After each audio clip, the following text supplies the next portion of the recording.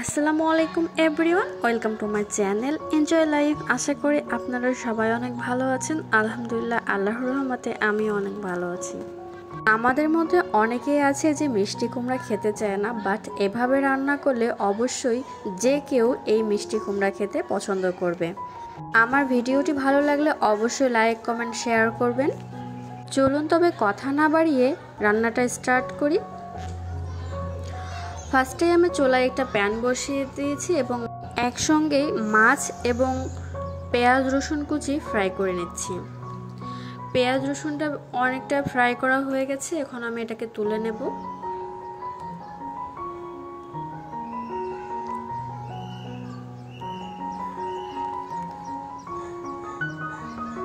মাছটা ভাজি করতে করতে আমি মশলাটাকে তৈরি করে নিয়ে আসি। মাছটাও ফ্রাই করা হয়ে গেছে আমার। এ পর্যায়ে চুলার আঁচটা একদম কম রেখে আমি অ্যাড করে দিচ্ছি পরিমাণ মতো পানি। পানি অ্যাড করার সময় একটু ধোঁয়া উঠতে পারে, ভয় পাওয়ার কিছু নেই। পানির মধ্যে এখন আমি অন্যান্য ইনগ্রেডিয়েন্টস অ্যাড করে দিচ্ছি, যেমন হলুদ, লবণ, এগুলো পরিমাণ মতো অ্যাড করে দিতে হবে। এরপরে বলক আসার জন্য অপেক্ষা করতে হবে। আমার চ্যানেলের ভিডিও যদি আপনাদের ভালো লেগে থাকে অবশ্যই লাইক, কমেন্ট, শেয়ার করবেন প্লিজ।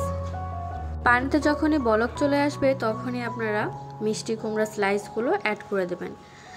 দেখতে পাচ্ছেন কীরকম করে আমি স্লাইস করেছি, ঠিক এরকম স্লাইস করে দিলেই তরকারিটা খেতে অনেক সুস্বাদু হয়। এরপর একটু নাড়াচাড়া করে দিতে হবে যাতে সবগুলো তরকারি একসাথে খুব ভালো করে পানির সাথে মিশে যায়।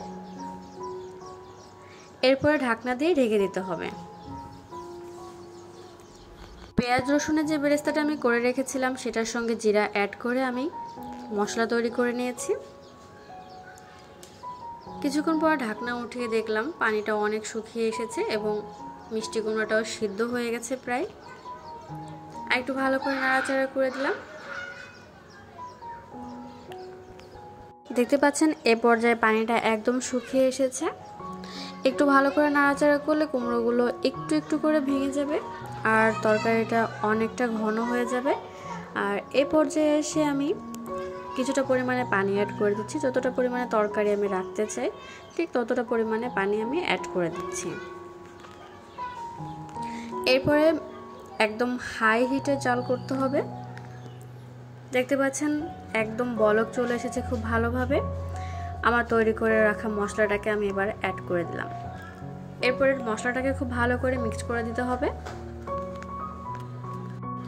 তরকারিটাকে নাড়াচাড়া করার সময় খেয়াল রাখতে হবে যাতে মাছের পিসটা ভেঙে না যায়। ঠিক এভাবে আলতো হতে নাড়াচাড়া করতে হবে। আপনারা যদি নতুন কোনো রেসিপি জানতে চান অবশ্যই আমাকে কমেন্ট বক্সে জানাবেন। আমি চেষ্টা করব আপনাদের ইচ্ছে অনুযায়ী রেসিপিগুলো শেয়ার করতে। ভিডিওর প্রথম থেকে শেষ পর্যন্ত আমার সাথে থাকার জন্য অসংখ্য ধন্যবাদ। আজ এ পর্যন্তই। আল্লাহ হাফেজ। আসসালামু আলাইকুম।